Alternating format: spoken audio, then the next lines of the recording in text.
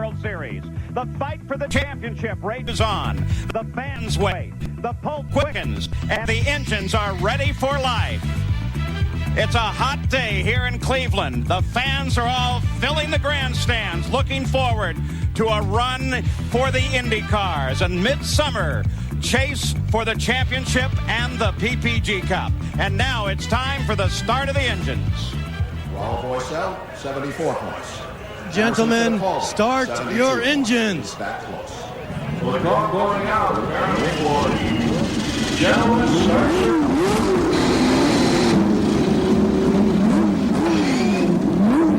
Each turbocharged engine, 161 cubic inches, boosted to over 750 horsepower, ready to go. A quick glance to each readout to assure driver and crew all is ready. Then a check of voice transmissions on the radio and telemetry data. They wait for the final temperatures and pressures to read normal, and then the field will pull away. Nigel Mansell, the reigning World Formula One champion, as he sits and waits. The front row is set. Emerson Fittipaldi in his car. Paul Tracy is there. And we are set to go racing in Cleveland. The IndyCars are at the halfway point in the championship. 50 drivers joined the battle. 1,600 miles have gone by. But much of the fight has centered on two men. Nigel Mansell is the reigning Formula One champion. His incredible skills have brought him to the top of the points. For Nigel, courage is common. Twice Emerson Fittipaldi wore the Formula One crown and added an Indy 500 and PPG Cup. His 46-year-old eyes sparkle with youth and racing savvy. The two first met in IndyCars on the front row in Australia. At first, Emo's experience took control. But then it was Nigel's courage. He drove deeper and came home with the win. The first IndyCar driver ever to drive pole to checker in his first race. In practice at Phoenix, Nigel slammed the wall. In the race, Fittipaldi suffered the same fate. At the Indy 500, the two were at each other once again. Nigel in front on a restart fell victim to his inexperience and Emo's savvy. Emo's second checkered flag at the Brickyard made it 1-1 in his battle with Mansell. Age and experience were helping Fittipaldi catch Nigel in the points fight. On the Milwaukee Mile, Mansell led a wonderfully consistent Raul Boesel to the flag. It was Mansell's first oval win and number 2 for the season. On Belle Isle in Detroit, the two antagonists again shared the front row. Emerson was offline and into the tire barrier. Nigel's in was a little harder as he caught the wall. In Portland, the two great champions took the fight further. Under pressure from Emo, Nigel went off course. The way was now clear for Fittipaldi to pull even with Mansell at 2 wins each. But it was Nigel Mansell that was leading the points. Today's fight is the Burke Airport in Cleveland, a wide, bumpy surface that can give even the best false security that is rewarded with screaming tires. A wide track can mean big mistakes. Last year, Michael Andretti battled Fittipaldi here and lost. How will Michael's replacement, Nigel Mansell, fare against the 3-time winner here? Or against Bobby Rahal, who hasn't finished worse than 4th in the last 6 races in Cleveland? Or Danny Sullivan, a 3-time winner? Or the consistent Raul Boesel, second in the points, on the verge of his first win? Cleveland is an enigma. It requires the zest of youth and the wisdom of age to succeed.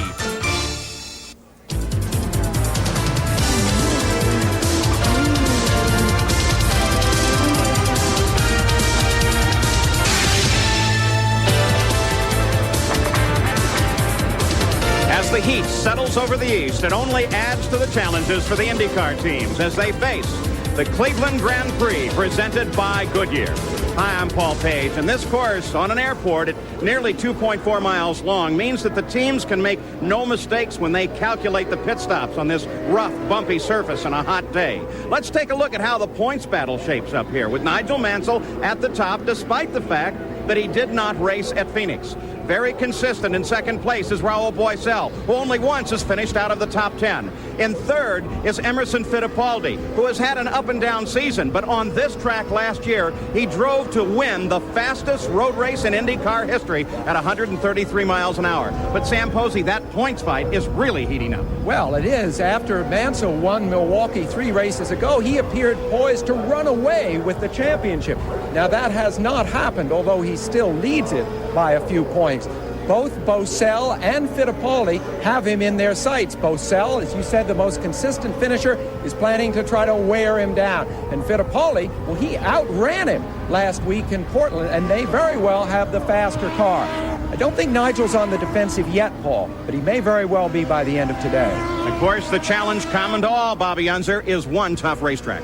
Well, Paul, this is the fastest road course on the IndyCar circuit, but it certainly isn't the easiest. There are several important things to consider. Number one, the track is built on an airport that has cement runways connected by asphalt taxiways. And as you watch, you'll see how extremely bumpy it is where they meet. This causes the track to be very hard on the transmission. Secondly, it's hard on the drivers too. The bumps cause the driver to constantly fight the steering wheel a whole lot more than usual, and their heads are always bobbing up and down, which makes it real difficult to focus, and especially in the traffic. Last but not least, it's over 90 degrees. This will affect the drivers, the cars, and the racetrack. So part of the challenge here today, 29 Indy cars are started and moving behind Johnny Rutherford in the pace car. Let's look at the starting field. With 2 wins and 4 poles this season. In row 2, it's Emerson Fittipaldi, a 3-time winner of this race. And Stefan Johansson seeking his first IndyCar win. In the third row, Scott Goodyear looking for his first win of the season. And Danny Sullivan with 3 wins and 2 poles at this track. In row 4, Al Unser Jr., the winner of this event in 1985. And Mark Smith, a rookie driver who is showing well with a year-old Penske and a Chevy V engine. Inside row 5 is Teo Fabi, the former IndyCar Rookie of the Year. And Bobby Rahal, who won his first ever IndyCar race at this track in 1982. In the 6th row, it's Mario Andretti, the only driver ever to win an IndyCar race in 4 different decades. And Raul Boesel, a runner-up 3 times this year. In row 7, Brian Till, in his best start ever. And Willie T. Ribbs, who has scored points in 2 races this season. In row 8, it's Arie Luyendyk, the runner-up at Indy. And Scott Brayton. In row 9, Olivier Griard and Roberto Guerrero. The 10th row, Christian Danner and Robbie Gordon. In row 11, Hiro Matsushita and Kevin Kogan. The 12th row, Buddy Lazier and Lynn St. James. In row 13, it's Ross Bentley and Robbie Buell. The 14th row, Brian Bonner and Jeff Wood. And alone in the 15th row is Marco Greco. So they line up on the pace lap now and making the turn back from the far east loop of this track along the grandstands, a little chicane, and then the start-finish straight away. Paul Tracy sits on the pole, Nigel Mansell to the outside. The IndyCar drivers and officials are still discussing the starts of these races. The officials now say if you are misaligned on the start in the back of the field, you can in fact be black flagged for a bad start. Paul Tracy brings them off, heading toward the green flag. He accelerates, leads the field across the line as the green flag comes out, and they spread wide going into the first turn. A nice wide runway surface, and look at Mansell as he comes down the inside. 2 cars in trouble. 3, 4 cars on the start of the race. 3 cars together, maybe 4. 3 of them up here stop. Yellow flag flies in that area as Nigel Mansell picks up the lead, and the rest of the field strings out behind. We'll see if they go a full course yellow. It will depend on how fast they get Roberto Guerrero, and Raul Boesel is involved in that as well. And it looked like the other car might have been Willie T. Ribbs. At the front of the field, they battle. Paul Tracy chasing Nigel Mansell, looking for room to race on the inside. Emergency vehicles rolling to that scene in the first turn, but they continue to race under the green flag on the rest of the circuit. It's certainly plenty wide there. They should be able to race past them. Mansell coming down to complete the first lap, and we go to yellow around the course. So the pace car will come out. Nigel Mansell will lead the first lap, followed by Paul Tracy and Emerson Fittipaldi. As a result of the cars in contact in turn number 1 here. They'll come past that right away. We can look at it now from the blimp. Here's the field coming down. Mansell makes makes his sweep to the inside, but look toward the back of the field, Bobby. Yes, you can see they're all diving towards the bottom. Now look at here how they have to go down like a funnel. And right in there, they all started collecting because you can see they were 4 and 5 wide, and they had to get down to 2 lanes wide in the corner, and it just wouldn't fit, Paul. It looked like the other car that spun there but continued on might have been Bobby Rahal, the inaugural winner of this event. But it looked like he got it back under control, that I think he was involved in contact. We'll have to check that in the pits. This is the easiest place to pass on the course going into that turn right off the start-finish line. And the trick to it is to go to the inside. So if a guy's going really fast, he's on the outside, he makes a normal apex into the turn, a guy can dive underneath him. In this particular case, they had about 10 guys trying to do the same thing. All right, we have the time now. Let's go down pit side and begin some updates there with Jack Arute. Well, Paul, first of all, let me show you behind me. They've brought out the front nose cone and a new wing system for Al Unser Jr. He was second quickest in early morning practice today. This could be a bad break for him, although they are going to be able to do it under full course yellow. Now, to update you on the continuing discussions about starts here within IndyCar racing. 27 minutes of the drivers' meeting was devoted to it, and there is some serious discussion about changing the rules, but not for this race. There is a cone some 300 yards before the start-finish line, and at this point, the start that we saw today, it was up to the front row not to accelerate until they hit that cone. Let's check in with some more unfolding information on pit road with my colleague Gary Gerald. Jack, couple of key concerns. It's already been mentioned, the heat and the roughness or the bumps on the circuit. But 2 key drivers, Nigel Mansell and Stefan Johansson, have got to contend with another big factor. Both of them are driving with sprained right wrists, suffered in fluke accidents yesterday. Mansell, going to a post-qualifying news conference, stumbled on the stairs, fell, and he hurt the right wrist. X-rays disclosed no fracture. There was discomfort, however. He was fast in this morning's session, but he's got to run 200 miles, not just a handful of laps in the warm-up. Johansson in the pits yesterday. Andretti came in, clipped the nose of Johansson's car. The wheel whipped in the cockpit with his hand on it. It sprained his right wrist. So he also has the right wrist heavily taped. They've got a lot of shifting to do over 200 miles. It could be a very tough day for both of those men, Paul. In fact, by Nigel Mansell's calculations, 1,700 shifts between now and the end of the race. By the way, you saw Bobby Rahal and Roberto Guerrero walking away from the track. Here is Bobby Rahal's on-board view of this situation on the start.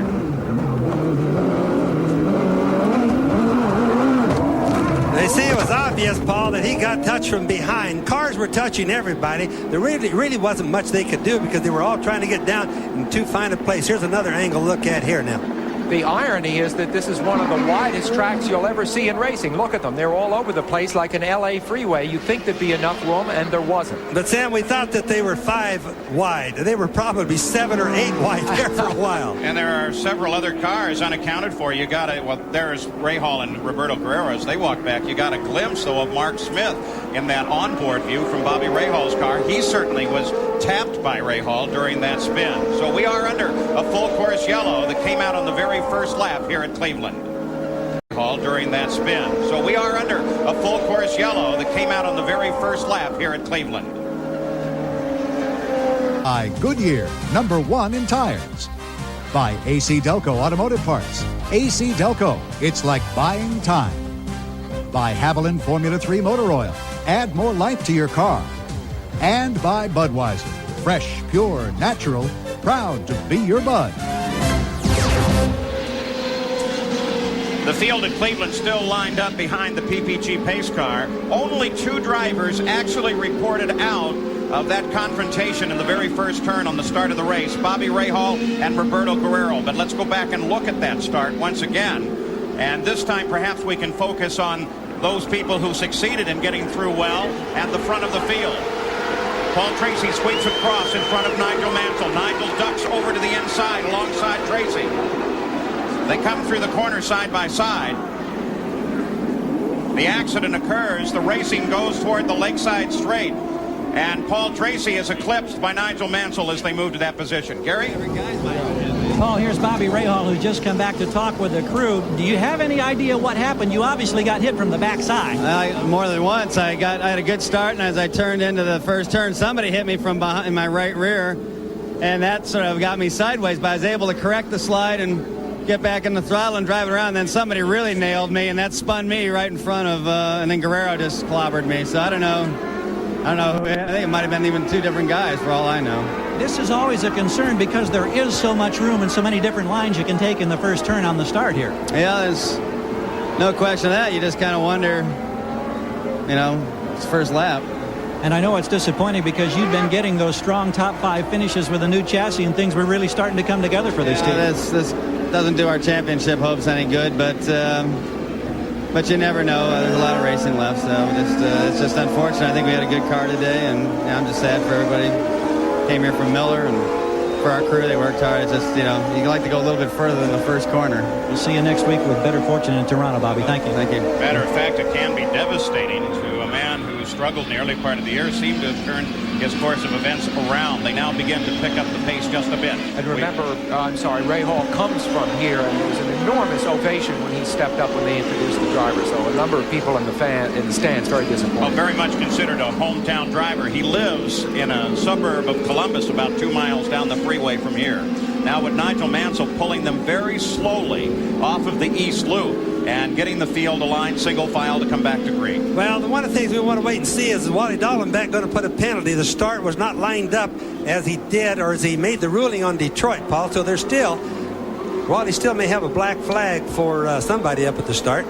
The interesting thing was Mansell's move down the inside. He practiced that twice yesterday, long before he knew he was going to be on the front row, and I think that's why he was able to pull that pass off. Here he goes. Now Mansell picks up the pace, the chicane to the start-finish straight ahead. As the yellow flags drop, the green flag comes out, and we go to racing in the Cleveland Grand Prix, presented by Goodyear, as Nigel Mansell is in front. Tracy is second. Fittipaldi third. Here comes Stefan Johansson, followed by Danny Sullivan. Johansson having a season that is both good in the sense he's making a tremendously favorable impression, and bad in the sense he can't finish in the top 10. Mansell has led 6 of 8 races this year, failed to lead at Detroit, and of course he didn't race at Phoenix, but he begins to pull away here. This is one of those tracks, Paul, where fuel mileage is not as much a factor as it normally is. And the reason for that is that they don't run in low gears. It's a very fast racetrack, and there's very little time spent in first and second gears at this track. So the mileage is a lot better because they cover more miles with less RPM. Mansell is already driving a little more cautiously than he did. Hiro Matsushita, left rear, apparently damaged. It shows you how rough this track is, how careful you must be.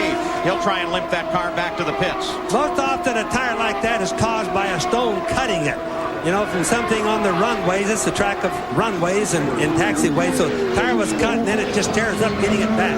Bobby, at Portland last week, Nigel led, of course, early in the going, but he was driving almost, it seemed, way over even his head. Here he's a little more stable. Of course, he's got Paul Tracy right behind him. Mansell and his team know that their car may not be the fastest right now. They tested for 2 days at Mid-Ohio during this week. Whether they've made improvements or not, who can be sure? Well, to have Paul Tracy behind him, Sam, is going to give him a headache pretty soon. Because Paul Tracy's going to push him to the end of the world if he has to. True, and yet Tracy at this point is not a factor in the championship. That is something Mansell will be thinking of as the day unfolds. Third place, Emerson Fittipaldi. The battle develops here as Stefan Johansson, in an almost identical Penske chassis, is now giving pursuit. This is the battle on the course. While Tracy is worrying Nigel Mansell, he's not really in a position to pass him just yet. Danny Sullivan closing down behind Johansson as well, and then Teo Fabi. Now remember, as we watch Emerson Fittipaldi, how canny this man is. Bobby spoke of the heat. It's extremely hot out there. It's a long race. Emerson has won it 3 times. He may be thinking about how he has to pace himself. Neither of the men ahead of him have ever finished this race strongly. Sam, also, the guy that's in the best shape here, and of course having a good car too, is the guy that's going to do the best. Nobody is in better shape than Emerson Fittipaldi. Indications now are that they will display the black flag to Ari Luyendyk for a pit speed violation, apparently run under those yellows. So we'll keep an eye out for that. Now Paul Tracy is able to pursue Nigel Mansell a little closer, moving to a couple of the passing areas. A lot of good passing occurs right on this next corner. Interestingly, Mansell has taken the lead more often than anyone in the series this year. Tracy has led the most laps. So the 2 hottest guys are really at the front right here. Tracy taking a look, showing Mansell, hey, I'm back here. They come through the chicane onto the pit straight, the start-finish straight once again. That wide, fast road course. Here's Paul Tracy again, looks to the inside, lets Mansell know that he's there. you know, drafting, we're probably wondering if this track is so fast, does drafting work? And it really does work here. Right now, they're going on what we call the long back straightaway, and you definitely, about halfway down, pick up a fairly good draft. Remember, Tracy's reputation as a man who is fast but also crashes. He must have in his mind right now, he wants to get by Mansell, of course, but he must do so cleanly. Here comes Lyondike in response to that black flag. Stop and go penalty. The officials will hold him just a few seconds, and then he goes back to the fight. Boy, they're holding it. Whoa. Taking this penalty serious, aren't they? It just doesn't seem to be the same at every race we go to. That one was a long hold. That, in essence, put him a long ways down. Except, of course, for Ari's brilliant second place at Indy, he has not had much of a season. Gary Gerald. Paul, to amplify why they hold them so long, remember, when you enter pit road, it's a straight shot. You don't have that chicane that gets you back on the circuit. So you could have an advantage if you sped into the pits and sped out. That's why they hold them on pit road, to make certain there's no advantage gained whatsoever. Whoa, as Paul Tracy gets well off the course. Point well taken. If you go into the pits, you're actually missing the chicane 2 turns on the course. Yes, Paul, and we were watching Tracy as he slid off the track just a little bit. Paul was really smart on that. He eased off the throttle. He raised a lot of dust. He didn't even spin the tires. Came back on, lost a little space to Mansell, but it didn't make a bit of difference to him. Showed he's a little bit smarter for a change. One big issue, of course, this year has been the starts. The other one has been blocking. And as you saw Tracy close in behind Mansell, and I think we're going to see it again in a lap or so, the question becomes, is Mansell doing any blocking? So far, none at all. But with pressure from Tracy, let's see what Mansell does. Nothing changes at the top of the order. The field running single file now. Many of the drivers thinking, no doubt, that with the heat here today and the traditional roughness of this track, it is better to try and run single file and save the race car for the end of the race.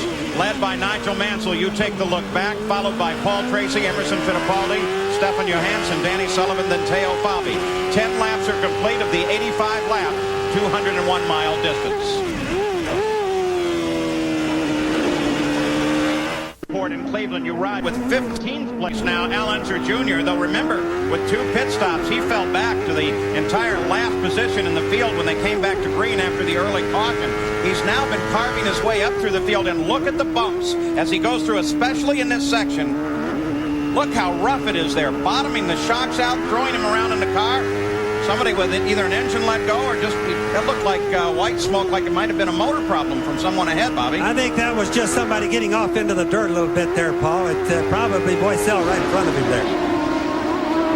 Danny Sullivan, Teo Fabi as they battle. Sullivan prepared himself, you see him in the blue car on the left of the screen here, for the heat by playing 2 sets of tennis at 1 p.m. on Friday, the exact time the race was due to start on Sunday. Today, he practiced some tennis. Counting Johansson just ahead, a 3-way battle for fourth. Johansson, Danny Sullivan, and Teo Fabi. On a hot day like this, one would presume that someone in the condition of a Danny Sullivan would fare well. Well, yesterday he stood outside of his motorhome signing autographs for more than an hour. He's the only driver to come out of the air-conditioned comfort and sign autographs for the fans. Watch as you watch them, and Paul, watch you watch Danny Sullivan, Teo Fabi right behind him at the different grooves that they take. Look at the difference right there going into that turn. Teo Fabi and Danny Sullivan, 2 different concepts. Now, there isn't a track in the United States that has as much room as this track does. So they can just let their imaginations go to the end of the world. They can try any line that they like. And a lot of different ones seem to work. And we saw a lot of different lines going into turn 1 at the beginning of the race. Well, take a look here as we watch back at the front of the field. The Penske cars battle. 3 different lines going into the corner. And now Paul Tracy comes up to challenge with Nigel Mansell. He gets alongside him on the lakeside straight. Now the power pours on from that Chevrolet engine, and he gets past. But here comes Mansell back with a challenge as they come into the chicane. Both of the cars bouncing over the bumps there.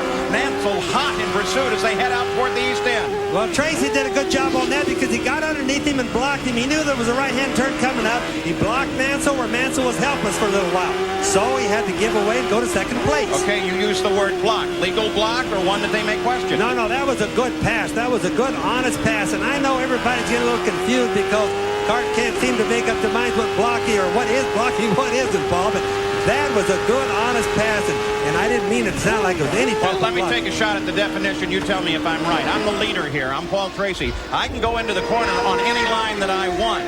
You come up behind me, you're Nigel Mansell, and you move way to the outside. If I sweep to the outside, then after establishing the line, that's the block. It's the second move, right? Yes, that's blocking. What it means is if you're driving by your rearview mirrors and purposely trying to zigzag and stop the car from passing you when you knowingly know that he's on a line going by you and you're on a different line, that is blocking. The question here is the Penske car faster right now at this point in the season than Mansell's Lola? And it looks as if with the ease that Tracy is pulling away, the answer may be yes. Well, obviously, Sam, that the Penske cars have been faster all weekend. Tracy, at the early part of the race, we're pretty certain he was just laying back behind Nigel because he had the start when they came down. Nigel Mansell wouldn't get on the gas for some reason. Paul went ahead into the first turn. He slowed down a little bit. That's the pass. You get an idea of how Tracy maneuvered for this one. So he just blocked. He went by Nigel and stopped Nigel from turning into the turn right there. It was As a beauty. I was saying before, Paul slowed down a little bit at the start, Sam. He let Nigel go on back by, not because he wanted to, but because he's worried about Wally Dahl back throwing a black flag as he did in Detroit. So therefore, Mansell got the lead. But it's obvious Tracy's the fastest right now. Stefan Johansson is closing in here on Fittipaldi. That's Ari Leyendyk in the middle. But remember, Fittipaldi bringing that entire battle that involves Danny Sullivan and to some degree Teo Fabi forward. Yes, exactly. And of course, it warms up the championship situation as we ride with Sullivan. We know that this pressure is forcing Fittipaldi closer and closer to his championship rival, Mansell. And Mansell seems to be slowing. Out of the race already. We mentioned that he was involved in that situation at the start. Willie T. Ribbs. As they pull his car back to the transporter, it's out of the race and will load early. Back riding with Danny Sullivan right in the midst of that fight. Look at him spread out once again.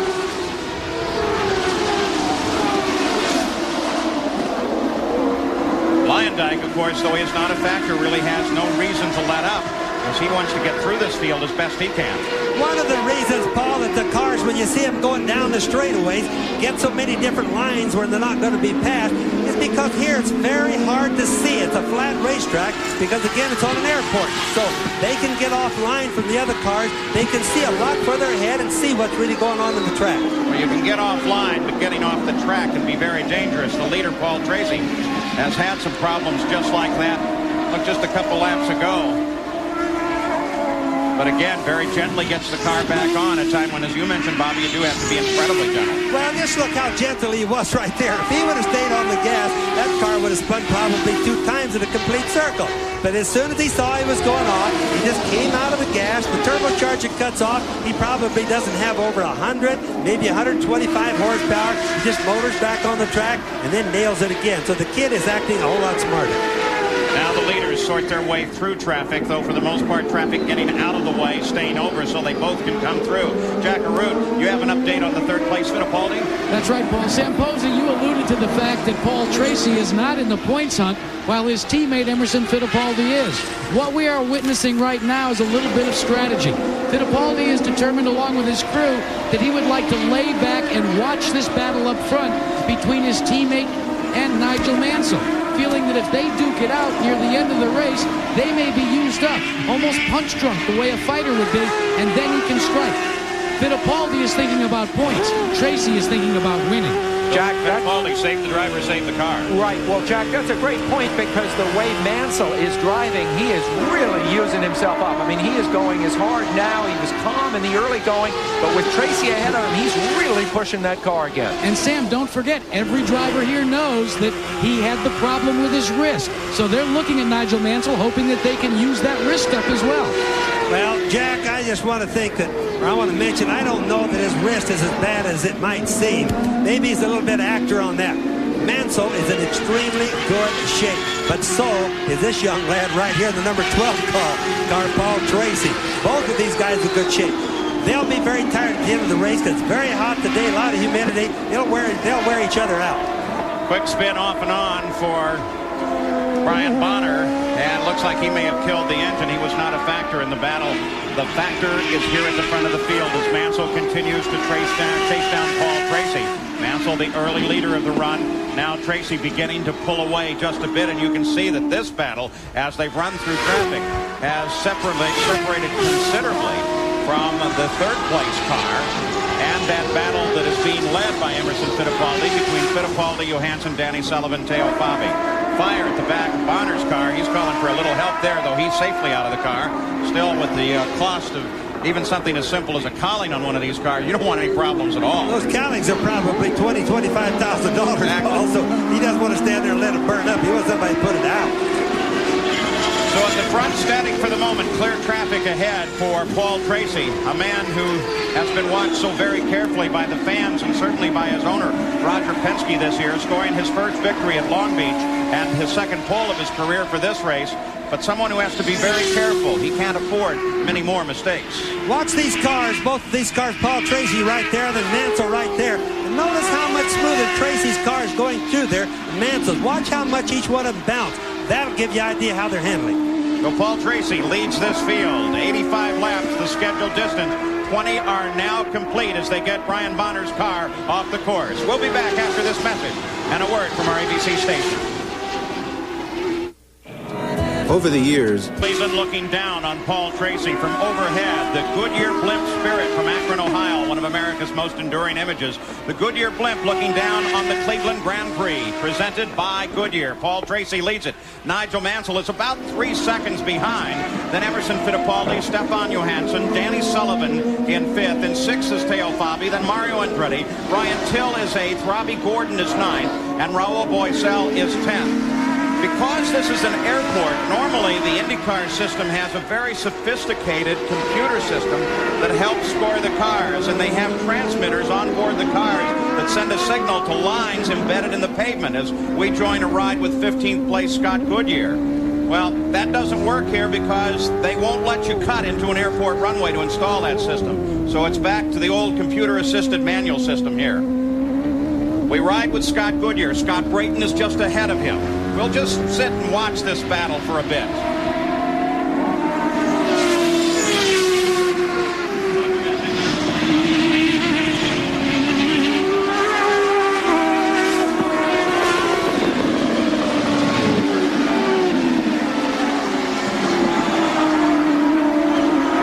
Looking again down from overhead. Now back. There is Brayton sitting just ahead of Scott Goodyear. And we'll just ride with him here.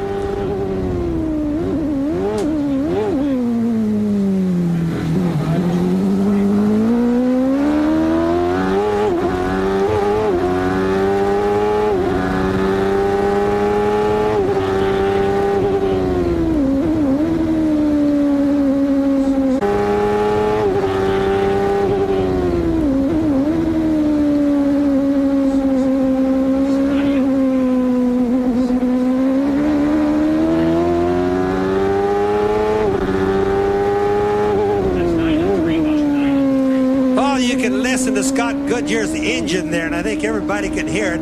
You can hear as he goes through the bumps how he keeps just an even throttle. He doesn't back all the way out, and he doesn't get in it really hard. In fact, he doesn't even have the turbocharger running right then. And you can watch if we stay with him a little bit longer there, that as he goes through the bumps, it's really smooth because he can just barely stay in that power. On board Danny Sullivan. He runs in 5th place. Clear field ahead with Danny for the moment. You got a glimpse of Paul Tracy. He, of course, still runs in the front of this field. At the moment, unchallenged by Mansell.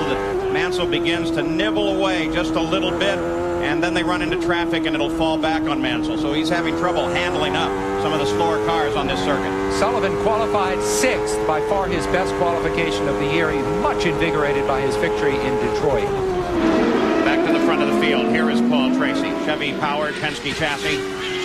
Interesting contrast always in power between the Chevrolet engine and the Ford engine. Once again, running first and second. Ford power, the Ford Cosworth engine in Nigel Mansell's car. But you see, when Paul looks in his mirrors now, he doesn't have red number 5 filling them up. Mansell has dropped back almost 4 seconds, 3.8 seconds as they cross the line on the last lap. So Tracy is pulling away. Boy, just watch as he goes through the turns. The car just quivers sometimes. Now, I think the Penske is probably working the best it has in the last 3 or 4 years.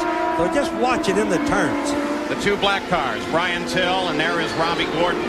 They are running right now in a battle for 8th place. Till got away from Robbie just for a second there, and already Robbie is closing back in. Till, you see him here in the center of the screen, told me a wonderful thing this morning. I said, what's it like over the bumps? He said it's like being in one of those paint mixers. Look at him bounce around in there. Robbie Gordon, just look how much smoother he was through there than Brian Till. Now, in qualifications and practice, Gordon had a problem. His wastegate, which controls the turbocharger, was stuck open, so he didn't have any throttle response. That was the reason why his qualification was so bad. I think it's a confirmed fact that Robbie Gordon is one of the stars of the future. Much less has been heard about Brian Till, who I think may be too. A guy like Ray Hall who can carry a briefcase and know what's going on inside of it, really present himself well in a board meeting, but then he sort of puts all that away when he attacks a racetrack. Terrific driver, and another local Ohio man. So these two cars battle. The front of the field remains the same, no changes in position. Paul Tracy leading Nigel Mansell, then Fittipaldi, Stefan Johansson, then Sullivan, then Teo Fabi, then Mario Andretti, and then this battle between Brian Till and Robbie Gordon. It's awfully early in the race. We're still, remember, it's hot today. All the drivers realize, Paul, that they're going to get tired. At the end of the day, they're going to sweat every lap. The sun is beating right down on them, besides the temperature being hot. So it's going to be a long day for all of them. Here's our running order after the conclusion of 25 laps, as we run down through the field and keep an eye on this fight.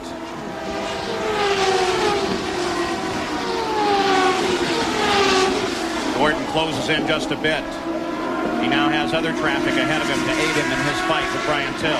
I just can't help but notice how much smoother Robbie Gordon looks in this particular race than he normally does. He normally looks like a rookie that's really chasing stars. Right now, he's very, very smooth. In fact, going through the bumps and all, he's one of the smoothest cars, and he's come from a long ways back where he's up in the top 10 already. Well, but Robbie Gordon has had some spectacular moments in this season. And if you want to think about the bumps, Bobby, his background is all off-road racing. Maybe he doesn't even know they're there. He probably doesn't, Paul.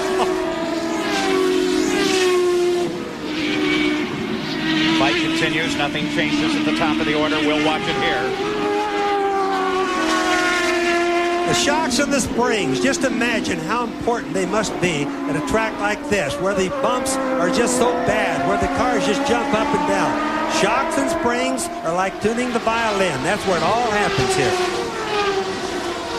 Shock absorbers, in fact, have become so much more important in IndyCar racing the last couple of years, where they used to have maybe a gearbox specialist and an engine guy and a chassis guy. Now you've got all the different experts, including a shock absorber engineer. Oh, they certainly do.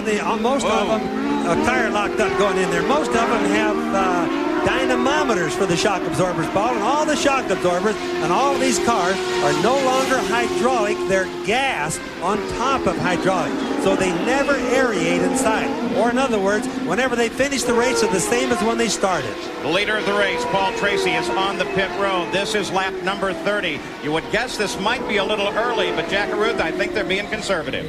They are, Paul. Originally, their plan was to pit on lap 31, so they haven't played it too close to the vest. They've just decided not to chance it. A nominal stop. They're just going to take on fuel, and that, as you always see, is what takes the most time here because they've completed the rest of the work. Has a little bit of trouble getting it back into gear, but in 14 seconds, he's off and away. A well-disciplined stop, though. As you can see, the Penske team also began to lay out for Emerson Fittipaldi. And again, if it looked like he wasn't hurrying when he was coming into the pits, it's because CART today has a speed limit. Wow. And they tell you that you can't go over a certain speed, and he's hit a penalty quite a bit this year, so Paul Tracy's not going to screw up. Come in slow, suffer your penalty and going slow, but go like heck when you hit the racetrack. Maybe the camera made that look a little closer than it was, but it looks like he was awful close to Lynn St. James as he came out and rejoined the fight. Here comes Nigel Mansell as he's on the pit road, and you can see here just a little curve, and then it's a straight shot into their pits, totally avoiding the chicane. Now, Mansell in the Newman Haas pits all the way down at the far end, and Gary Gerald waits for him. We wait with the crew, Paul. We're told that they'll make changes in both the front and back of the car. They want more downforce. They'll go for a larger wicker bill on the rear wing. They're making that change at the front. Tires changes being complete. Fueling process there. Now we see Tom Wirtz make the change on the front wing. Waiting to come off the jacks. Mansell's gone. 16.4 seconds. Boy, that's incredible to watch, though. They make the changes in the front, new wicker bill in the back. Jack Aruth. And Emerson Fittipaldi has just completed his pit stop, and Paul, interestingly enough, they made no changes. So obviously what we heard earlier in the report is exactly what's occurring. He's waiting, and he'll strike later. And the car must be working fairly well because it's keeping him up to the front of the order. He stopped along with the leader on lap 31, the leader at that time being Nigel Mansell. As now the rest of the teams all beginning to make their stops. Now, just so everybody knows what Nigel wanted right there in the middle of our screen, the number 5 car during his pit stop, he wanted more aerodynamic downforce. He wanted the wind to push his car into the track harder. So they put a bigger wicker bill on the back of the wing, which makes the wing work harder, and they put a full turn in the front wings. Now, his front wings consist of 3 different wings comprising his front wing, a real new leading edge on it, a middle one, and a back. They adjusted the backup on the wing. And Bobby, of course, the sacrifice there is in top speed. It'll cut his top speed by a little bit. Yes, Sam, but if he gets through the turns faster, remember, he'll go down the straightaways faster. So, in fact, right now, his top speed will increase instead of decrease because he'll use more throttle to come off the turns faster. So as the leaders make their stops, Paul Tracy regains the lead. The first set of stops made between lap 30 and lap 32. So fuel not an issue at the moment as we continue with the run in Cleveland. Back in Cleveland, the Grand Prix presented by Goodyear. Paul Tracy still the leader, Nigel Mansell second. With the stops being run, Robbie Gordon ran up to third there for a bit. We'll keep an eye on the rest of the field. Some of the cars taking their stops just a little bit further. Paul, this is very much the look of IndyCar racing this year. Paul Tracy leading the race. We've watched this more than anything else. Coming into this race, he led 314 laps to Emerson Fittipaldi's 141, more than twice as many. Well, look at Paul Tracy. He pitched the back end through that one bumpy segment. 2 stop-and-go penalties have been assessed by the officials. One to Stefan Johansson because of speed limit violation in the pits. The same to Danny Sullivan. That's not making the officials popular with the drivers, but then again, I don't guess that's their job. Well, it never is. It never works out that way. Sometimes the officials are right. Right now, it would appear when they come in the pits, they're going awfully slow. And 80 miles an hour to an Indy car that runs 230 miles an hour is pretty slow. And they have brakes, Paul. They're stopping faster than you can imagine. So I would think that the 80 mile an hour speed limit seems quite slow to the driver. That's not even a fast first gear speed. So Paul Tracy, the leader of the race, and with the stops, he pulled out 11 seconds over second place Nigel Mansell. Back at Portland 2 weeks ago, he took third place. Does he enter this race thinking more in terms of winning than in terms of finishing? Right now, I'm thinking more in terms of finishing because I want to try to pull up in the points. My goal right now is different from my goal at the start of the year. Now I'm 7th in the points, and I'd like to try to pull up into the top 3. And the only way I'm going to do that is finishing the races. And right now, leading into the race in Toronto, my hometown, I'd like to try to get out of here with a good finish in the top 3, and then I'd like to really put an effort in and try to win in Toronto. Well, his effort today is spectacular. Leading the rest of the field, jumping out well in front, the team giving him a good placement on his pit stop, and Paul Tracy leads Mansell now by about 11 seconds. Fittipaldi in third. Teo Fabi moved up to fourth with the pit stops. Mario Andretti is fifth. Robbie Gordon is now sixth after he came up to third, made his pit stop, and then dropped back. Danny Sullivan is seventh. And now Al Unser Jr. runs in eighth. There's the 50 car slowing on the track. That, of course, is Christian Danner, who is driving for Antonio Ferrari in Euro Motorsports. The interesting question, of course, will the changes Mansell made to his car help him to counterattack Paul Tracy? Right now, Mansell, if the race were to end, Mansell would still lead the championship, 104 points. Emerson Fittipaldi would be second with 86. Bosell third, Mario fourth, and Tracy fifth with 62. So he is starting to help himself and become at least a shadowy figure in the championship. You look at Mario Andretti is battling with Robbie Gordon now. It is a fight for fifth place. They're side by side at this point and threading their way through traffic. Robbie Gordon trying to push Mario as fast and hard as he can. Now Gordon moves to the inside, but then Mario on the entry to the corner gets a little better entry and gets past Gordon, but Gordon is still right there. Danny Sullivan, by the way, also in this fight, runs one car back. You're on board with Danny. Boy, that's a good battle right there. You watch it. Mario just drove it in there a little bit deeper. Gordon didn't know how how far he would drive it, but Mario's in the bad position. Paulie's on the outside, and he just didn't let off the gas for a while. And remember, Sullivan is mad right now. He was penalized. He came in. He at least shook his fist at the officials while he was being held there. So he's driving with real vigor. I don't think Danny understood the length that they are making the stop and goes here because, as was explained earlier, the fact that you could actually get a stop and go penalty here and gain an advantage because of the entrance into the pits. Mario Andretti holding off the youth of Robbie Gordon in the heat here at Cleveland. And the other car in the mix there, Kevin Cogan in the blue and white car.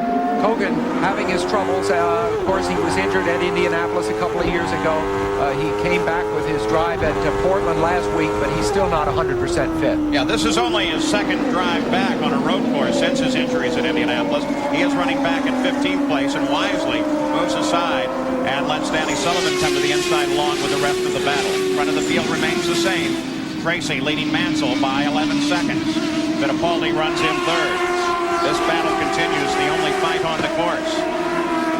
As Al Unser Jr. now tries to close in on it as well, but he's nearly the halfway point here in the run at Cleveland. We'll be back. In IndyCar racing in the past, a driver only had a few gauges in the cockpit to keep track of what was happening with the car mechanically. But now, through a new system designed by PI Research, the modern-day IndyCar has an LCD display that will show the driver whatever information is necessary. Here in the center, you've got the tachometer or rev counter. You can see the revs go down, and then the revs go back up. Now, all these other areas, you can program in whatever the driver requires. In this particular case, we've got water temperature, oil temperature, lap time or lap speed, oil pressure, and then new for this year would be an actual speedometer. Drivers are requesting a speedometer not to find out how fast they're going out on the racetrack, but how fast they are coming into the pits, because now there's a speed limit restriction for the first time in IndyCar racing. Now you have all that to look at, but let's say the water temperature were to go too high. The whole screen would actually flash warning so the driver knows there's a problem. So yes, you have a lot more to look at, but with proper programming, you can actually save a lot of effort on the driver because you can keep your eyes on the road instead of looking at the dash. Presented by Goodyear as we watch a battle in the family, the Gallus team, Danny Sullivan and Al Unser Jr. as they battle for 6th place. Robbie Gordon's not there, and this is why. Matter of fact, he got the back end loose on one point coming off the first turn, and then just a few corners later was off in the grass, and that took him out of the battle. Kid did a good job, though. He put the clutch in, kept the engine running. Now that shows that a driver is thinking while he's going through some bad times. Another nice thing is this track, being as nice as it is wide, just think he went off there without having a wreck ball. Boy, talk about different lines into the corners as Danny Sullivan and Al Unser Jr. battled, and Al Unser Jr. took the line to the inside, gave the line away. Danny Sullivan totally gave the line away by trying to move to the outside, but both of them apparently thought it was a maneuver that would work. And just remember Detroit just a few weeks ago. It was these two men who battled for the lead right at the end. They touch again. I can't believe it. These are the things that Rick Gallus always is upset about, is when his two cars get together. Now, in this particular case, these two drivers have been going hot and heavy, really the hardest battle most of the day, and they're the team cars. Matter of fact, the past couple of weeks, apparently not a whole lot of communication between Little Al and Danny. They supposedly got talking again this last week. Not so sure this is going to help. Now, it was Danny that hit Little Al in that particular case, but notice that Little Al was able to get his clutch in and keep the engine running. Danny right there, of course, lost his engine or killed his engine, and that really cost the guy a lot right there. How do you call that one, Bobby? Well, there's Little Al heading for the turn, and Danny wasn't far enough up underneath him, so it would have to be Danny's fault. He just didn't have what I call enough bite on Little Al to let him go by yet. So the yellow flags fly in this section of the course. Danny Sullivan stays with the car. We can take a look at this in slow motion. Let's look again. Danny Sullivan, you say not up, tight enough, and Little Al just slams the door on him, takes away the right front nose wheel. On the other hand, they didn't really slam the door, Sam and Paul, but what happened, the camera angle showed that Danny was ahead, but if you looked at overhead shots, you'd see Little Al was ahead. Danny was trying a pass, but he wasn't far enough up on Little Al. Little Al just took a normal line into the turn. Bobby, on the other hand, a very wide track, of course. Two teammates battling like that, you think it would have been appropriate, let's put it that way, for Little Al to leave some room. As it is, the risk was both cars out of the race. Sam, you can't leave any room. The guys can go out as wide as they want in the turns, but you have to go all the way down. If you notice, every one of the cars always goes to the grass. They have to hit the apex, or they're just not going to go fast. But Al Unser Jr. was able to keep it going and continues in the fight. Here's Danny's view of the same thing, Bobby. Now here's Danny coming out. Little Al's on the right. As you can see, Danny is nowhere near. Right there's an overhead shot. He was only had his front tire up with Little Al's rear tire in that shot. That isn't far enough to make a pass. This can only exacerbate the tension on that team because there's just no question about this. It's a very tough call here. Take a look at the replay again. Here comes Sullivan on the left. Now watch out. He keeps the clutch in and does not stall the engine, gets it in gear and drives away. He's in 7th place currently after that contretemps. And ironically, Sam and Paul, that's one of the best jobs that he's done today is not knowing that he's going to be hit from behind and being able to get the clutch in. I don't like to sit and brag about my nephew, but that's the best job he's done all day, in my opinion. Let me hear that again. You don't like to sit and brag about your nephew. Put that one in the record books. Paul Tracy is the leader. 10 seconds back now is Nigel Mansell. Fittipaldi is still third. Teo Fabi runs in fourth. Mario Andretti is fifth. Then Raul Boesel. And then with the battle that we've just been witnessing, Al Unser Jr. now runs in seventh, followed by Stefan Johansson, Brian Till, and Robbie Gordon. And that cone that the people see on TV, it's laying out in the middle of the racetrack, is rubber. It will be picked up at the soonest time if they have a yellow down there, but it would be no harm to the cars in most cases if somebody were to hit it. Actually been laying out there quite a few laps. The drivers are going around it, but it doesn't make a lot of difference if they hit it. Boy, what a terrific overhead shot. It shows the width of the runway. You see here they're on the eastern end of the track now, turning back, turning west with the city up at the top of the screen. You'll see it in just a moment. The city of Cleveland, there it is, downtown. Beautiful Cleveland, much improved over the city of 10, 15 years ago. And they're certainly going down these runways faster than the airplanes land and take off, Sam. Well, Learjet, takes off about 160 miles an hour. They're well above that speed. As a matter of fact, those helicopter shots, the helicopter's got a pretty good clip going to it. Bell Jet Ranger, and it can't catch them. We're starting to see something develop. You see Scott Goodyear there on the right, but as Paul Tracy moves by him, we're going to see Raul Boesel off to the right, just ahead. And this is a championship situation. There's Al didn't come in after that spin, and apparently it's cost him. As he limps back to the pits now. Situation. There's Al didn't come in after that spin, and apparently it's cost him. As he limps back to the pits now. And the hope is that he'll make it back and not damage the car along the way. Yeah, keep in mind, the bottom of that car is really dragging bottom. That isn't too good on it right there. Again, we'll look back. Again, Danny Sullivan's in car. See if we can get it all the way into the corner this time. You see that little Al was slowed there. That must have triggered Danny's decision to make a move. He just cut that tire with his right front wing. Yes, that's what I'm going to say, Sam. The right but front also, wing. Bobby, you see why Danny made the move, because little Al had made a mistake in the turn before. Danny'd been behind him for several laps, and in frustration, he chose that moment to make an attempt. So Al Unser Jr. limps back into the pits, losing positions along the way after his confrontation with Danny Sullivan. Gary Gerald, are you there? Indeed, Paul. A quick update on Scott Goodyear. Started 5th, was running in the top 10, had contact in traffic. This was the result, and the right rear had to make an extra pit stop back in 15th place, trying to work his way forward. Another frustrating day for the popular young Canadian. He's going to Toronto next week, hoping for better fortune.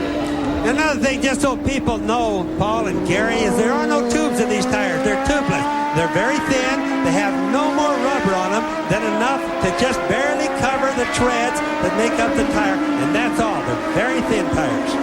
Well, an interesting race thus far. We're past the halfway point as Al Unser Jr. rolls for the pits. At the start of the race, a battle between Paul Tracy, the pole sitter, and Nigel Mansell, a multi-car accident on the start.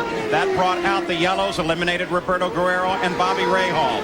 Finally, Paul Tracy was able to overhaul Nigel Mansell and has led ever since. They've been through the first round of pit stops. We'll be back after this message and a word from our ABC stations.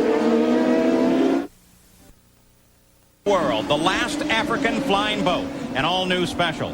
Then, after America's Funniest Hour, Sylvester Stallone and Donald Sutherland star in Lockup, the Sunday night movie, all tonight on ABC. Right now, though, it's IndyCar racing, the Cleveland Grand Prix, presented by Goodyear. And Raul Boesel has flattened a tire. He was running in the front of this order up in 6th place. Boesel, however, has very good news, which is that his car owner, Dick Simon, has done a contract with the car's sponsor for 3 years, the first multiple-year contract that Simon has ever had, and I think it speaks very well for the future of Raul Boesel, who, of course, runs second in the championship points now. Without doubt, that's been one of the fastest teams all year. Boesel and Simon are making a good team.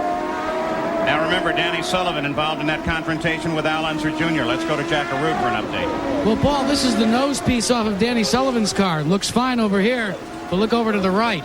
There's nothing left. Now remember, these cost about $14,000 a copy, so that was an expensive shunt with his teammate. Now, just moments ago, Ed Nathman, who calls the shots for Danny Sullivan, and his owner, and the man that calls the shots for Al Unser Jr., had words where I stand right now. Couldn't tell you what they said, but they weren't very happy campers. Of course, that confrontation with that nose ended up cutting Al Unser Jr.'s left rear and sending him into the pits as well. Well, you know, often you can see how tenseful it gets within teams. You're talking about, now this is Rick Gallus's team. You're talking about Ed Nathan working for Rick Gallus, but he's running Danny Sullivan. So you can see, people can see that competition in teams are often just as serious as it is between other teams. Maybe more bitter, really, because the first order of business is to beat the other guy on your team and then let the chips fall where they may overall. The interval first to second, as we continue with our look at the running order after 50 laps, remains about the same, 10 to 11 seconds at the front of the field between the leader Paul Tracy and second place Nigel Mansell, with Emerson Fittipaldi continuing his strategy of just waiting race. Boesel's tires smoking. Now you see why they wear the Nomex gloves when they change the tires. The surface so hot after he drug it across the race course, limping back into the pits. Boesel has completed more than 942 laps. That's more than any other driver this season. He continues to be wonderfully consistent. Paul Tracy pulls up on the back of Mario Andretti, trying to lap the 5th place car of Andretti. Now, one of the things that might be worth noting right now, where pit stops always seem to make a difference on the races, all the cars that I can count right now are going to have to make one more pit stop, with the exception, again, of Al Jr. because of his flat tires. And Boesel, he just made his. Because of the flat tires, they have come in and made their tire change and fueled at the same time, so they'll go on, so they'll naturally jump up in the standings towards the last, Paul. Well, as you saw in the race summary, they were averaging about 124 miles an hour. Race record, fastest road race in IndyCar history, run here last year and won by Fittipaldi at 133 miles an hour. So with those early yellow laps, they're well behind that pace. Keeping an eye on Paul Tracy, no battle at the front of the field. You know, some people significant to the development of this race here in Cleveland are with Gary Gerald. We can talk with some of them now. Well, Paul, down here we have the opportunity to chat for a moment with Mark McCormick, the chairman of IMG International Management Group, that is promoting this event. And there was a danger, Mark, of this event leaving Cleveland. Your group, headquartered here, has stepped in and kind of saved the day, and it looks like everybody's really excited about the outcome. Well, there's no way we could let this event leave Cleveland. It's a great city. It's one that we started in and we're really proud of, and we're delighted to be able to contribute in some small way to such a great community. And the mayor, Michael White, also alongside, and I know it has to be exciting for you and your administration to make sure that this race stays alive in Cleveland by the lake. Well, Gary, it is exciting. As you can see, there are thousands of people here. This will tell the Cleveland story all over the world. We think it's a great story, and we're glad to be doing this with IMG. Well, we're all happy to be here. Paul? Of course, Mark McCormick, once named the most powerful man in sports by Sports Illustrated magazine. IndyCar is certainly happy to have him involved, too. His first scored on Long Beach. He's been running very smooth and unchallenged by anyone the last few laps. You figure Paul Tracy has really been on trial ever since he was picked up by the Penske organization a couple of years ago. And earlier this year, mistake after mistake, taken out of the lead twice when he made ill-advised moves in traffic. You began to wonder if he had a future with Penske. And even today, rumors of all kinds circulate. Tracy out to be replaced by any number of other drivers. But it's this kind of performance which Paul Tracy is quite capable of, pulling away easily and defeating everyone, Nigel Mansell, the reigning world champion, included. And it makes you very tempted to keep your hands on a man who can do this kind of thing for you. He's having a beautiful race. Jack Arute, more on Paul Tracy. Well, Sam Posey, as an addendum to that, uncharacteristically, Roger Penske has not been on the radio that often with his driver, Paul Tracy. He's really let Tracy have his head today, at least what he is saying into Tracy's ears. Well, Jack, it's always a question of, is a guy a learner? And for a while there, the idea was that Paul Tracy wasn't really learning very fast. He was continuing to make mistakes. All of a sudden, we see a real reversal of that. Paul Tracy seems to be learning, really getting his act together. If he does manage to avoid mistakes in his driving, well, he's one of the best men out here, maybe the best. So at the front of the field is Paul Tracy, then Nigel, and then Emerson Fittipaldi, and in fourth place is Teo Fabi, driving for Jim Hall. Bobby, who has been struggling with the car, there he is. He's been struggling getting this machine up to full speed. Of course, Bobby, we're talking a team that doesn't test quite as often as many of the others. Well, they don't, Paul, but by the same token, I think they've been recognizing that. And the owner of this team is, of course, none other than Jim Hall, the guy that's famous for the Chaparral car many years ago, where testing and development were an integral part of the sport. Now, for some reason or another, they don't test. And probably money is the reason they don't test. But Jim is recognizing that. He's hiring now engineers to help him do the thinking because he's an engineer himself. The car is definitely going better.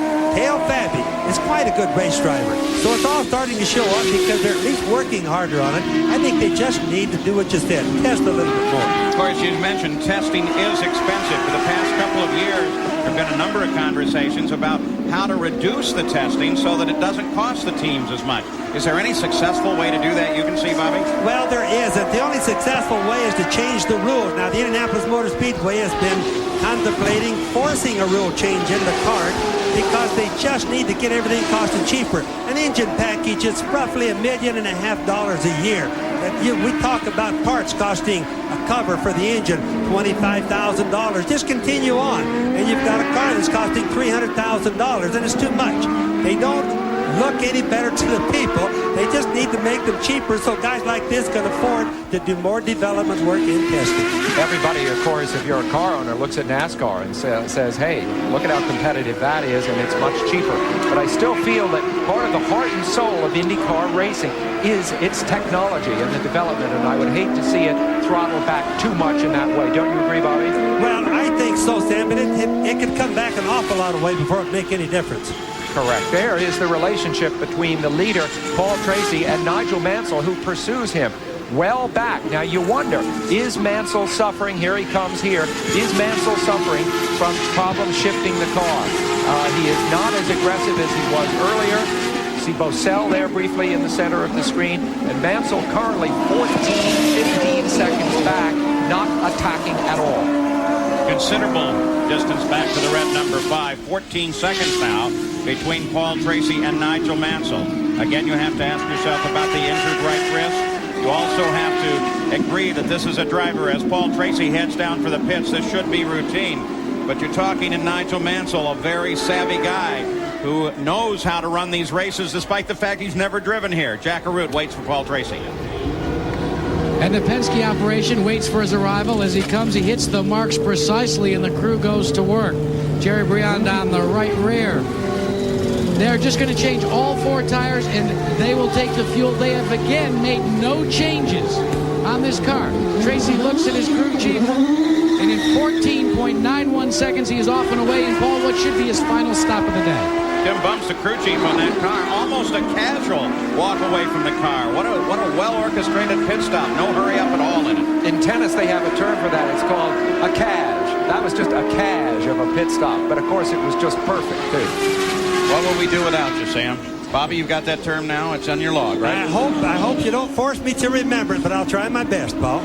So with the leader, Paul Tracy, making his stop, it gives the lead over to this car, number 5. But, of course, he's the leader on the race course. He should be stopping shortly himself. We'll keep an eye on Nigel Mansell. Again, this team has been brave on their pit stops. Occasionally, they'll carry him a bit further. But, of course, Nigel Mansell is on the pit road. Stefan Johansson is also on the pit road as well. A long pit lane to negotiate for Nigel Mansell, and he's doing it slowly and carefully, being very conscious of that pit speed. Gary Gerald waits for him. We look for the nose of the car. Now it's in sight. He glides in. Remember, this whole business of numerous pit stops in a race, something new this year for this reigning Formula One world champion. A brief respite now for that ailing right wrist. They don't expect any changes. He's not made any word on the radio about any discomfort with this wrist. They've finished the refueling. He's down to the way.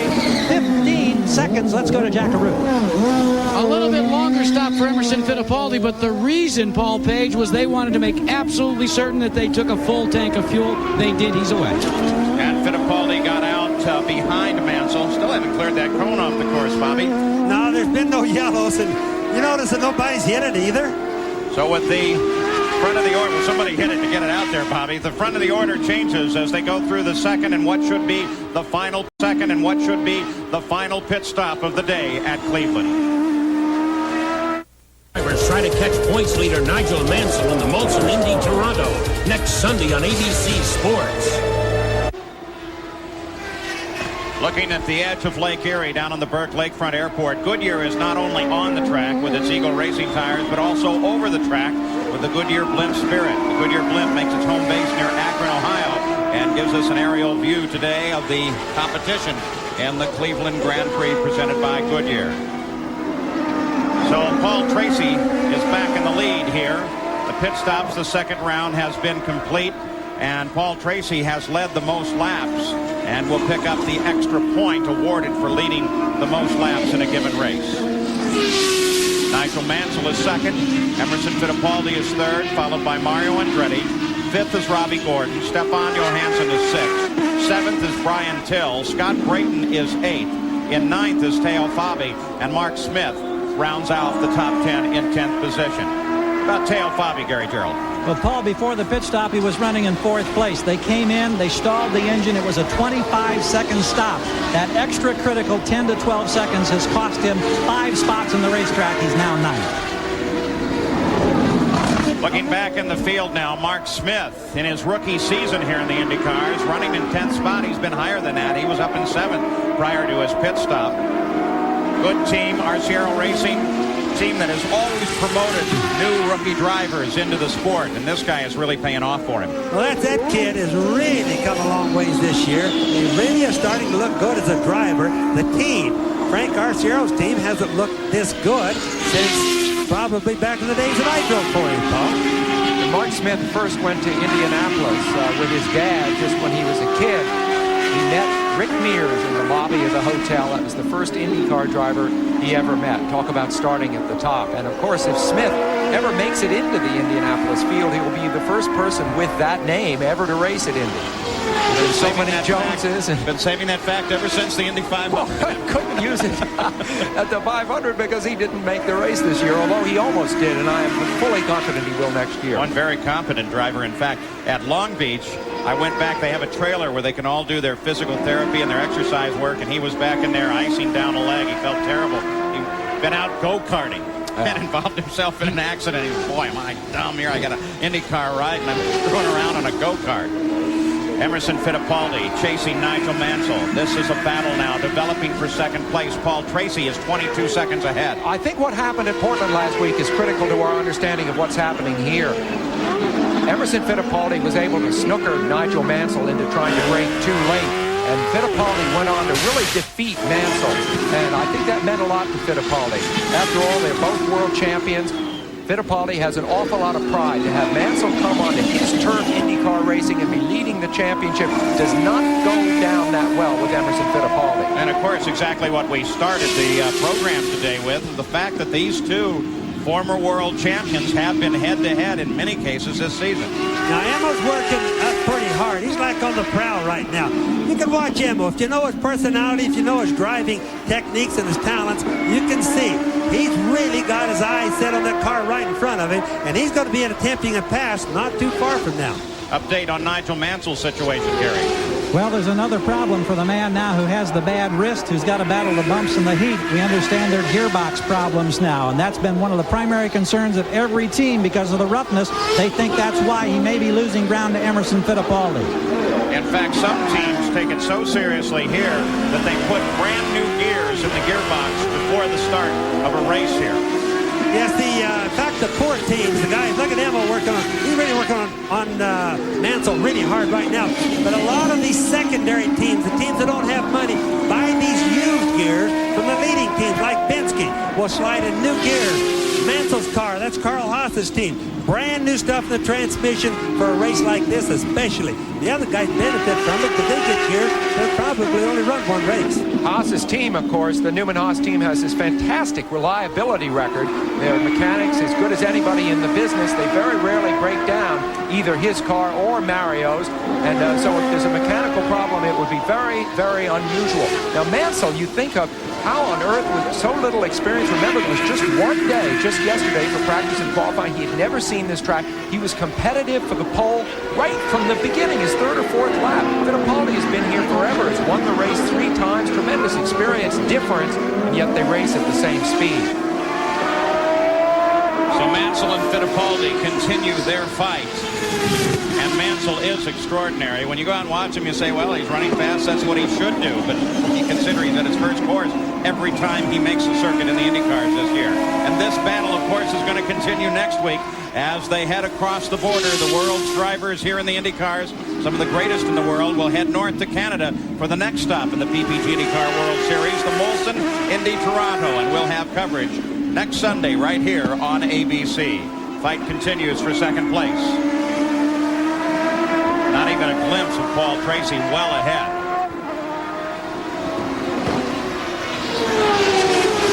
You can tell the humidity accompanying the heat here as the rear wings. Here's Scott Goodyear in and out of the pits. Keep an eye on those rear. No, this is not an in and out. This is a we're done for the day. He takes the steering wheel off. No indication as to what this problem might be. But when they unplug that steering, whoa! Quick off and on, but it's Mario. He got it on, and he gets locked up with his teammate. Look at Fittipaldi slips to the outside.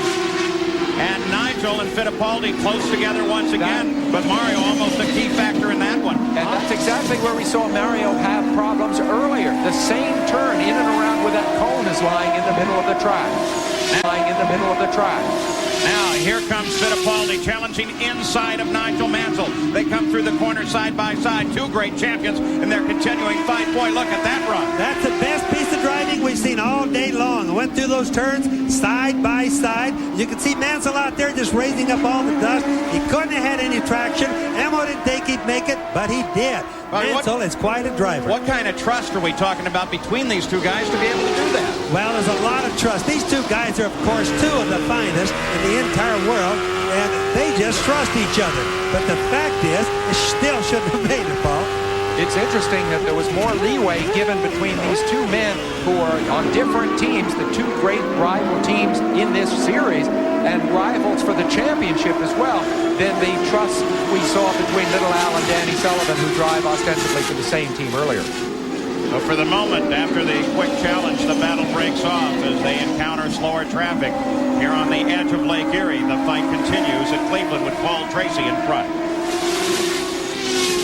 Paul Tracy is still the leader. The battle continues for second place between Emerson Fittipaldi and Nigel Mansell. Paul Tracy is a full 28 seconds out in front. But these two, Fittipaldi and Mansell, have really been at one another. They have constantly been going back and forth. They found a very good place. You saw it once over in the East Loop where they can get alongside one another, and they have both used it very effectively. Yes, only this time Emil kind of said, hey, I'm going to get you a little harder this time, go completely by, because Mansell couldn't get back even with him, Paul. So Fittipaldi now sits in second place. Nigel Mansell back to third. Stefan Johansson sits in fourth. Of course, they're dealing with some slower traffic. Olivier Briard right there, and he moves offline and lets Nigel Mansell resume his battle with Fittipaldi. Of course, there was that spectacular moment when Mario Andretti got off course, did a little half spin. Mansell and Fittipaldi split him and came around, and that put them back head to head. We can take a look at that situation again right now while these two continue to trace one another.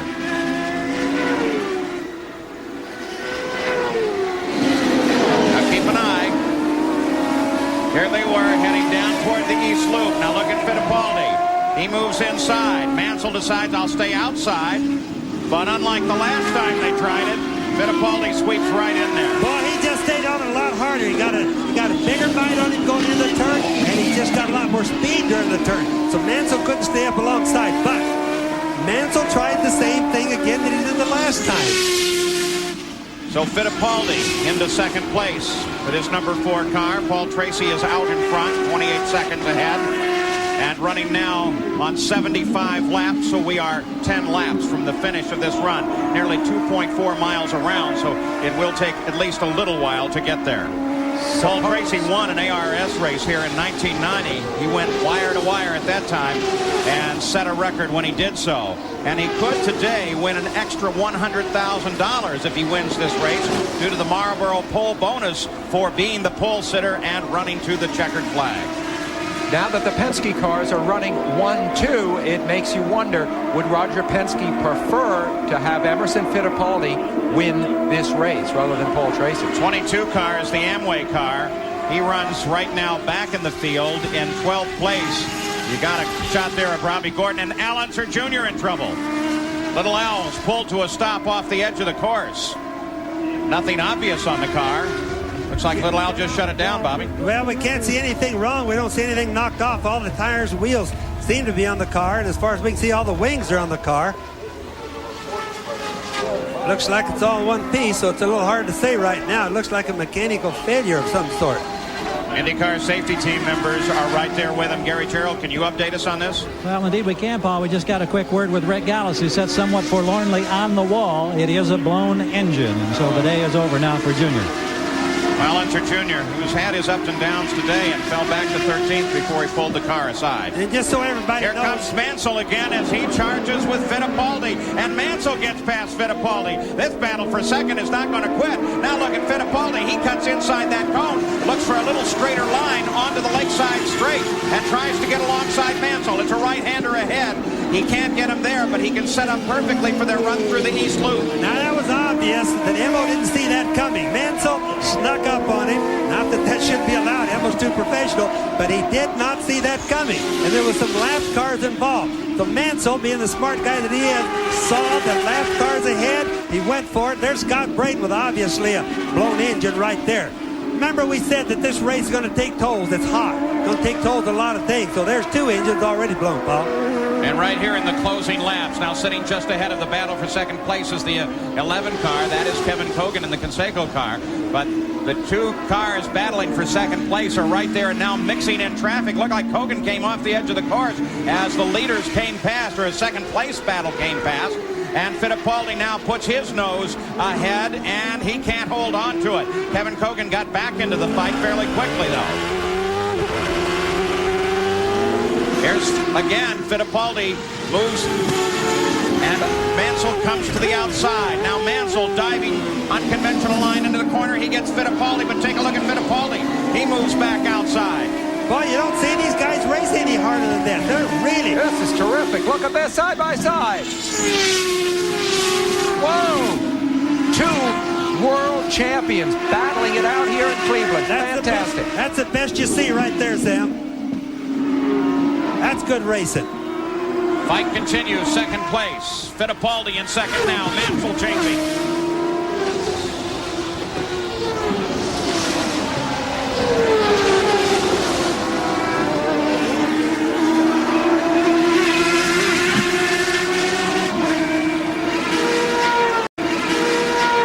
Down the pit straight, heading for the first turn once again. Well, if there's anything, look at that. Here comes Mansell again, and he passed him again. Now, if there's anything wrong with Mansell's right wrist, tell me where it shows up. Well, 7 laps to go. There's no reason to hold back in any respect. They're passing each other 2 and 3 times a lap, Sam. And it's a serious battle as far as the points championship is concerned. Mansell wanting to extend his lead over Fittipaldi. Fittipaldi very eager to cut it down. So Mansell and Fittipaldi battle for second. As Paul Tracy runs at the front in the closing laps of this race. We'll be back after this message and a word from your ABC stations. Back at the Grand Prix of Cleveland presented by Goodyear. The battle continues for second place, though while we've been away, they've stayed just like this. At front of the field, it is Paul Tracy looking for win number 2, while Nigel Mansell and Emerson Fittipaldi battle it out for second place. Well, you can see how far sideways Mansell got. There's Emma right there. Mansell's right behind him. Came out that last turn. Mansell got sideways. So he's still trying hard. He doesn't want Emma to get the second. He wants it. So at the front of the field is Tracy, and then the battle between Fittipaldi and Mansell and Stefan Johansson. Part of the fight toward the front of the field as well. Johansson finally having a great day, a day that extends past the first pit stop where they typically had so many problems before. I talked to a crew member on that team, the Bettenhausen team. You see Johansson coming out now in the center of the screen. He said this could be our day, and this guy was right. Johansson running in 4th place. Next time by the start-finish line, it will be 2 laps to go for Paul Tracy. If the Penske team can win here in Cleveland, it will mark the 75th win for Roger Penske as a car owner. Consider some of the areas that Penske already leads in. He will lead in wins if he gets there. Mark Smith, blown engine. Kart safety team, IndyCar safety team is right there. Penske leads most poles with 98, most 500-mile race wins, 19. Most PPG Cup championships, 8. Most IndyCar wins, 75 if he can get to the end of the day.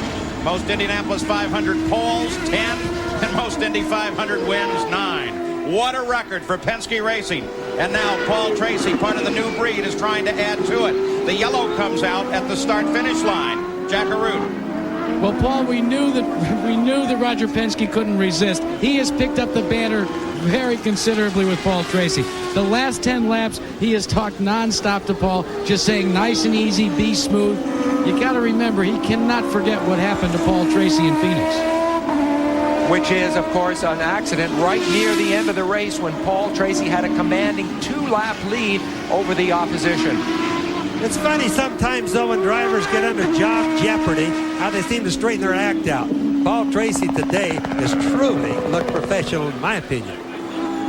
Paul Tracy smooth and unopposed at this moment, going to the conclusion of this run here at Cleveland. The battle still on the course is for second place, though broken off for the moment, between Nigel Mansell and Emerson Fittipaldi, with Fittipaldi occupying second place at the moment. Now Paul Tracy takes a look at the white flag. 1 more lap to go for Tracy. Traffic ahead of him. We watch for that battle for second place as it is ready to stream under the flag as well, but Tracy has a commanding lead over the rest of the field. This will tighten the points chase if it finishes this way, because, of course, Emerson Fittipaldi will close up on Nigel Mansell. Not terrifying him, not making him shake in his boots exactly, but closing up and making the season a good deal more interesting here at the halfway point. Second win of the season, second win of the career for Paul Tracy. He finishes out this lap an extra $100,000 because he started on the pole and has carried it all the way to the checkered flag. No opposition for Tracy, and the battle for second place continues to be broken off for the moment. So it's Tracy, followed by Fittipaldi, followed by Mansell, and Stefan Johansson in 4th. Now Paul Tracy being so very careful. He makes the move into the last chicane. The final left. And Paul Tracy sees the twin checkered flags the second time in his career, and Paul Tracy has won here at Cleveland. Looking for that battle for second as it heads for the line as well. And no contest there. Emerson Fittipaldi runs all alone toward the line for second. We'll be back. A very hot day in Cleveland. The Grand Prix has been run. Paul Tracy has scored the second win of his career. Here's Jack Arute. Well, Paul Tracy has made his way to victory lane, got the congratulations from his crew chief, Tim Bumps. He's taking off all the paraphernalia. Paul, it seems as if it takes longer and longer for a driver, especially one that has to get the congratulations of his wife as well. A win at Long Beach on a temporary road circuit, a win in Cleveland on an airport road circuit. Paul Tracy, congratulations. It looked pretty effortless today, was it? Well, it wasn't real effortless. It was real hot today, and the competition was tough right from the word go with Nigel Mansell and Emerson, and it's a testament to the crew and the job they did, get me in and out of the pits quicker than everybody else, and that's how we were able to build up the lead. What about your maturity through the year? Compare how you feel now as to when you captured your first victory in Long Beach. Well, it's a lot of time has gone by since then. I've had some disappointments, and I've had some, good race back at Portland. And I knew coming into this race mid-season that we needed to get the season turned around and really start to, make a charge towards the end of the year. And that's what we're trying to do. You're going into Toronto now. You have always said that's important, but you go with $100,000 more than you would have. Well, it's a nice bonus, a Marlboro Pole Award bonus, and I'm glad I'm the guy that won it. And it feels real good going into Toronto, my hometown. I'm really looking forward to going up there next week. Well, congratulations. Let's check in with Gary Gerald. Gary? Well, here's another Marlboro driver with a big smile. Second for Emerson Fittipaldi, the sweep for Team Penske. But the race that you and Nigel Mansell had for second in those last laps was as exciting for you as it was for us to watch. Oh, it was incredible. I lost a lot of ground mid-race, and then I was running stronger, and I was really pleased. I mean, Nigel did a clean job. I did a clean job. I think it was a fantastic race. Former world champions battling out there. Now, Emerson, you gain a couple of points. You close it in a little bit more, and that puts a little more pressure on Nigel. Well, I'm sure, and I'm very happy my teammate, Paul Tracy, did a beautiful job for the Marlboro Team Penske. I'm very, very pleased. Well, it should be a happy time indeed for Team Penske. Congratulations, Emo. Let's go back to Jack. Well, we're taking a look at Nigel Mansell as he's getting the congratulations of Carl Haas, Paul Newman, Stan Barrett. Nigel, a very spirited run all afternoon. Yeah, it was great. The team worked fantastic. I'm afraid I gave the car all I could give. I think everyone could see the Penske was using a little less road than what I was, and it was very tough out there. We had a real exciting fight for second place. I'm disappointed but happy at the same time. We got a great finish. All credit to the Newman Haas team and all the great sponsors we have. What about the wrist? You heard it yesterday. Yeah, it's killing me now, but I mean, what the heck? I mean, the race is over now, so I don't have to worry about it. And lots of points for the championship. Yeah, but I'd like to finish ahead of Mo. He's got a bit closer, but there's a long way to go yet, and it was a great race. Paul? Third place, Nigel Mansell. He only has a week to rest that wrist before he heads off to Toronto along with the rest of the IndyCar drivers. We'll have coverage there for you. And we'll be back with more from Cleveland.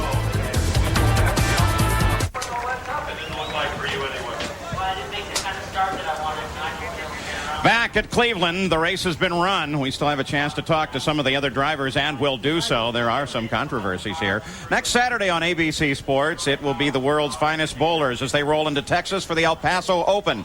Then ABC's Wide World of Sports features the Houdinis of the hard court. In a special encore performance, the Harlem Globetrotters visit South Central L.A., plus all-star athletes roll into action in the Squirt Summer Skate from Universal Studios in Florida. Let's go to Gary Gerald. Well, Stefan Johansson is happy for a lot of reasons. He hasn't been able to finish many races today. You do it, you get some hard-earned points. How tough was it, and particularly with the wrist? You've just taken all of the tape off of that wrist today that you sprained yesterday. Yeah, it was pretty tough. It was real painful, and I think it was the worst track on the whole calendar. We could have had a problem with the wrist because it's so bumpy and so much kickback in the steering in all the corners. And this double right-hander down there, I had to steer the car with the left hand virtually the whole race because I just wasn't able to hold the steering with my right hand. And, of course, now with very little opportunity to rest, you head for Toronto. We wish you well next week, Stefan. Thank you very much. Good job today. Let's go to Jack. Well, we're watching the run here of Danny Sullivan all afternoon, and you got out of the car and you made a heated sprint down to the officials. What was that all about? Well, my contention is, of course, I stopped, and they gave us a stop and go and said Stefan and I were both speeding. But the radar gun only picked up one speed. And mine was, how do you ascertain that I was going the same speed as Stefan just because I was behind him?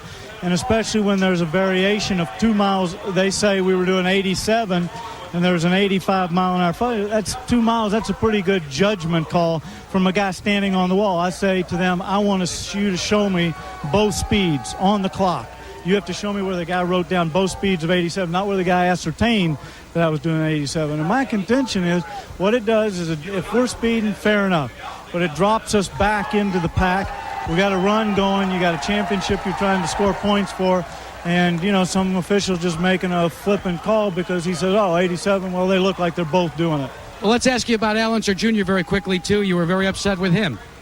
Well, Al said, in Portland, if you move over on anybody, that's blocking. And he made a mistake coming out of a corner. I went past, tried to go past him. He moved over and chopped my nose off. Some more words with this team, Paul. Danny Sullivan angry and still looking for points. Here's the top 6 unofficial results at the moment, with Paul Tracy at the top of the order. Sullivan is not appearing to affect this part of the order, with Paul Tracy as the winner and $100,000 richer over the purse for running from the pole to the finish of the race as the winner. Penske cars 1 and 2 in their 75th victory. Nigel Mansell in third, and the points fight still very tight. Well, Mansell still leads in the points, but second in points now is Emerson Fittipaldi instead of Bosell. And the way the Penske chassis is working, I think that Fittipaldi poses a bigger threat overall to Mansell than Bosell did. So Bosell coming on, dropping back into third in the points, and Fittipaldi coming on. So now the halfway point in the season has been crossed. Round number 8 of the PPG IndyCar World Series has been run. In 1 week, it is on to Toronto, and then another 500 at the Michigan International Speedway. I'm Paul Page for Sam Posey, Bobby Unser, Jack Arute, and Gary Gerald. Thanks for being with us today, and we will see you next week in Toronto. Congratulations to Paul Tracy.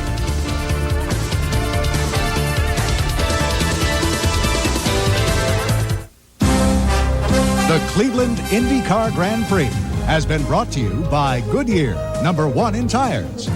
By Bosch Platinum, the ultimate spark plug. By Subway, the place where fresh is the taste. And by Old Milwaukee and Old Milwaukee Light. It doesn't get any better than this.